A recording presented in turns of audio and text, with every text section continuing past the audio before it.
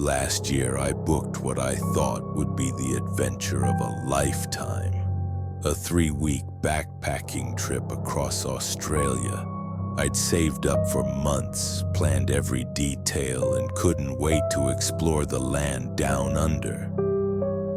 But what happened to me in the remote Northern Territory nearly cost me everything. And to this day, I still can't explain what I encountered out there in the vast Australian wilderness.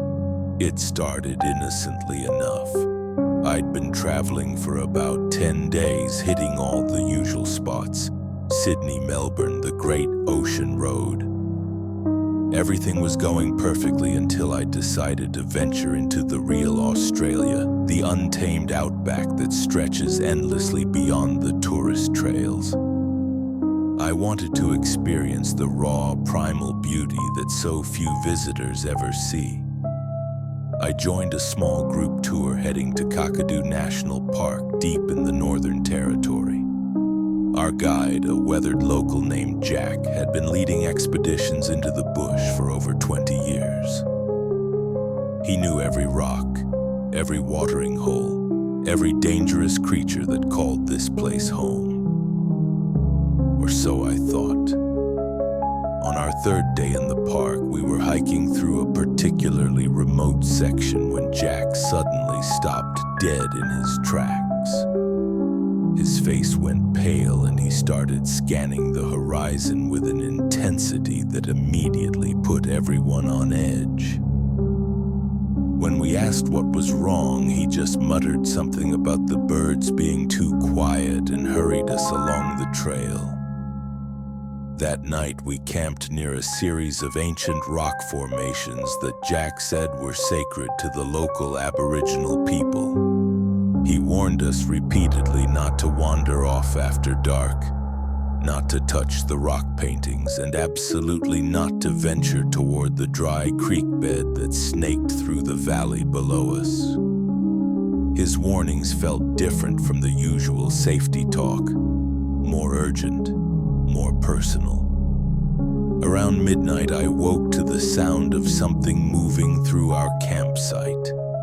At first, I thought it might be a dingo or maybe a wild pig, but as I listened more carefully, the footsteps sounded distinctly human. Slow, deliberate, circling our tents in a pattern that seemed almost ritualistic.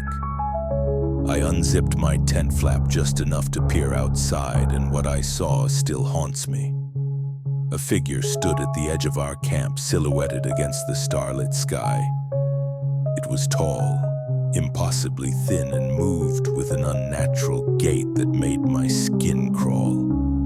The figure seemed to be watching us, studying us, and when it turned its head toward my tent, I swear I saw eyes that reflected the moonlight like an animal's. I must have made a sound because the figure suddenly snapped to attention and began walking directly toward my tent. Panic consumed me as I fumbled for my flashlight, but by the time I switched it on and pointed it outside, nothing was there. Just empty bush and the sound of my own heart pounding.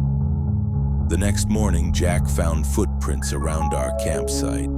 They were human in shape, but wrong somehow, too long and narrow, with what looked like claw marks at the tips. Jack's expression grew dark as he examined the tracks, and he immediately began packing up our gear. "We need to leave," he said, his voice barely above a whisper.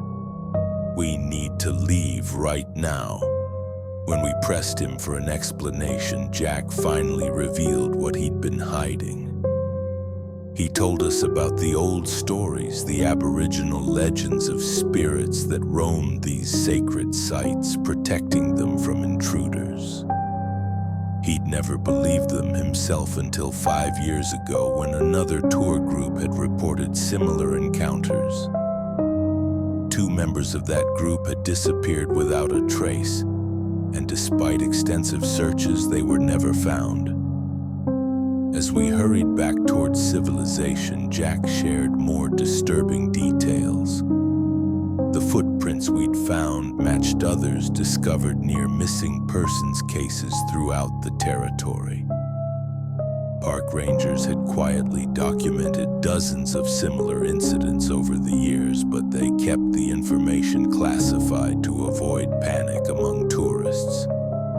We made it back to the main road safely, but the experience left me shaken to my core. What terrified me most wasn't just what I'd seen, but what I learned afterward.